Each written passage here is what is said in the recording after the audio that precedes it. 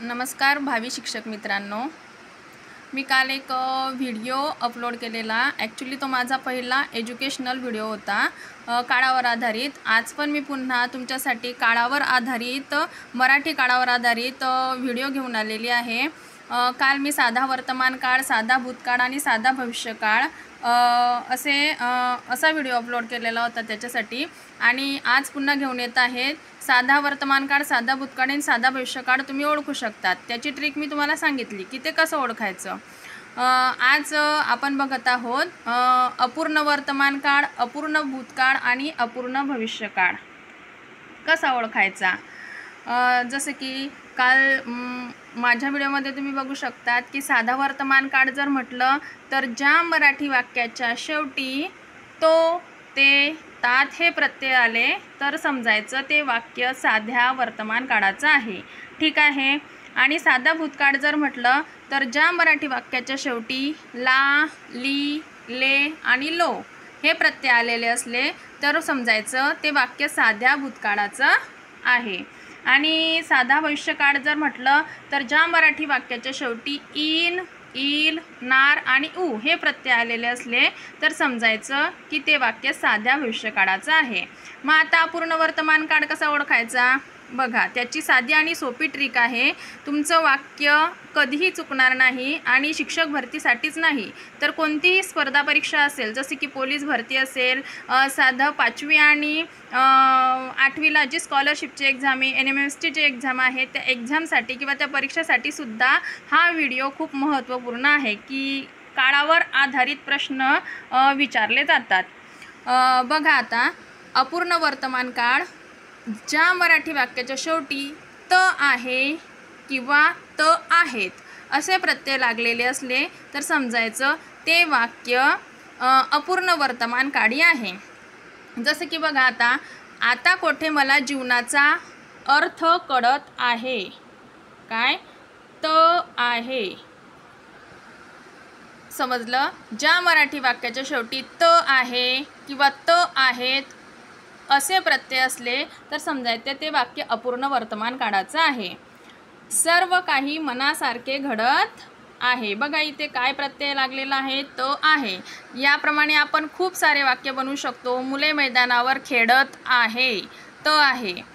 मीना अभ्यास करत आहे, त आहे। ज्या मराठी वाक्याच्या शेवटी आलं त आहे तर समजायचं ते वाक्य अपूर्ण वर्तमान काळी आहे, म्हणजे ती क्रिया अजून पूर्ण झालेली नाही, क्रिया अजून बाकी आहे किंवा क्रिया अजून चालू आहे। याला आपण चालू वर्तमान काळ किंवा अपूर्ण वर्तमान काळ असं म्हणू शकतो।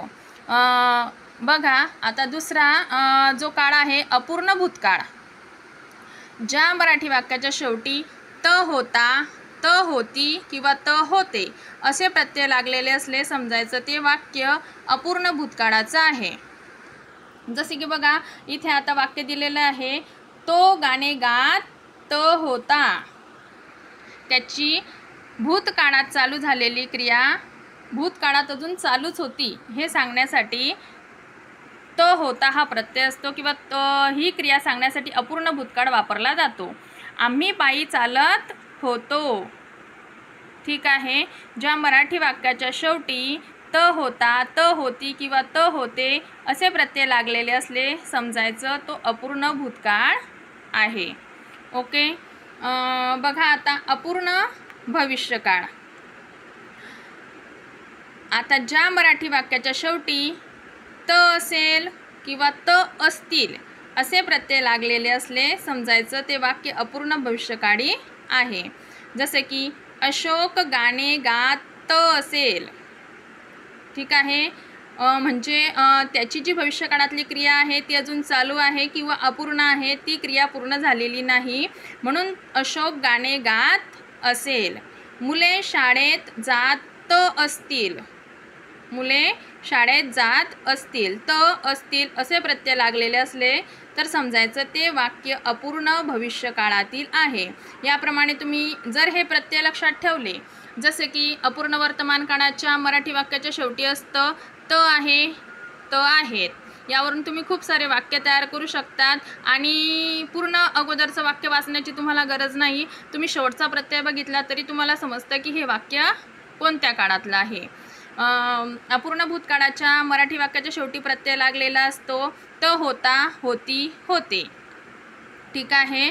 तो गाणे गात होता, आम्ही पायी चालत होतो, मुले मैदानावर खेळत होते, आई स्वयंपाक करत होती. अशा वेगवेगळ्या प्रकारचे वाक्य आपण मनाने तयार पण करू शकतो, किंवा एका काळातलं वाक्य दुसऱ्या काळामध्ये आपण रूपांतर करू शकतो. वाक्य रूपांतर याच्यावर पण प्रश्न विचारला जातो आणि टेटच्या परीक्षेमध्ये मला किंवा वेगवेगळ्या शिफ्टमध्ये आय होप तसेच प्रश्न विचारले जात आहेत. अपूर्ण भविष्यकाळातील वाक्य बघा, त असेल, त असतील असे प्रत्यय जर लागलेले असले तर समजायचं की हे अपूर्ण भविष्यकाळातील वाक्य आहे. बघा आता अशोक गाणे गात असेल, मुले शाळेत जात असतील, असे वेगवेगळे वाक्य. आय होप तुम्हाला आजचा व्हिडिओ आवडला असेल. व्हिडिओ जर आवडला असेल तर लाईक करा आणि चॅनलला नक्की सबस्क्राईब करा. यासारखे नवनवीन व्हिडिओ मी पुन्हा घेऊन येणार आहेत. काळावर मराठी व्याकरण असेल किंवा इंग्लिश ग्रामर असेल त्याचे व्हिडिओ मी अपलोड करणार आहे. आय होप तुम्हाला माझा हा व्हिडिओ आवडला असेल आणि ट्रिक नक्की तुम्हाला समजली पण असेल आणि आवडली असेल. तुम्ही या ट्रिकचा उपयोग करू शकतात. धन्यवाद.